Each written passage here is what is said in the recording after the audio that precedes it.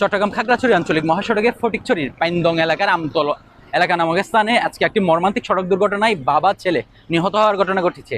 এই ঘটনায় এর পরপর আসলে যে বিআরটি ঘাতক বাস রয়েছে সেই বাসটি যারা স্থানীয় জনতা রয়েছে, উত্তেজিত জনতা, তারা অগ্নিসংযোগ করে এবং পরবর্তীতে যে বাস চালক ছিল তাকেও আটক করে পুলিশ হস্তান্তর করে। আমরা যদি জানিয়ে রাখতে চাই, আজকে সকাল 10টা নাগাদ কিন্তু চট্টগ্রাম খাগড়াছড়ি আঞ্চলিক মহাসড়কের ফটিকছড়ির অংশে আসলে যেই এই দুর্ঘটনাটি ঘটেছিল সেটি একেবারে আসলে বলা যায় যে মর্মান্তিক একটি দুর্ঘটনা। এই ঘাতক যে বিআরটি বাসটি রয়েছে সেই বাসটি খাগড়াছড়ি থেকে আসার সময় আসলে যেই দুটি সিএনজিকে ধাক্কা দেয়, পরবর্তীতে একটি মোটরসাইকেল যেটিতে বাবা ছেলে দুইজন আরোহী ছিল, সেই দুইজন আরোহীকে ধাক্কা দিলে সাথে সাথেই কিন্তু ঘটনাস্থলেই তারা মারা যায়। পরবর্তীতে স্থানীয় জনতা, উত্তেজিত জনতা, তারা আসলে এখানে যারা ছিল তাদেরকে এই বাসটি ছিল সেই বাসটিতে অগ্নিসংযোগ করে।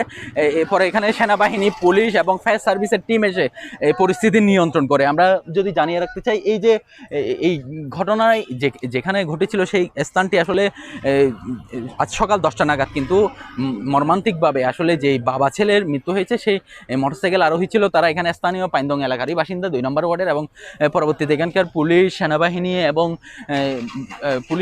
আনসার সহ স্থানীয় গণ্যমান্য ব্যক্তিবর্গ উপস্থিত হয়ে পরিস্থিতি নিয়ন্ত্রণ করার চেষ্টা করে এবং পরিস্থিতি ঠান্ডা করে। আমরা যেটি দেখাচ্ছিলাম যে মোটরসাইকেলটি আপনারা হয়তো দেখছেন, মোটরসাইকেলটি তে কিন্তু বাবা ছেলে যে কর্মস্থলের উদ্দেশ্যে যাচ্ছিল এবং আমরা যতটুকু জেনেছি এই দুজনেই কিন্তু এই যে বাবা এবং ছেলে একটি স্থানীয় গ্যারেজের কিন্তু কাজ করতো এবং নিজেদের যে গ্যারেজ সেটিতেই গন্তব্য কর্মস্থলে যাচ্ছিল। ঠিক সে সময় আসলে এই ঘাতক বাসটি নিয়ন্ত্রণ হারিয়ে প্রথমে দুটি সিএনজিকে, পরবর্তী একটি এই যে মোটরসাইকেল, সেই মোটরসাইকেলে কিন্তু ধাক্কা দেয়।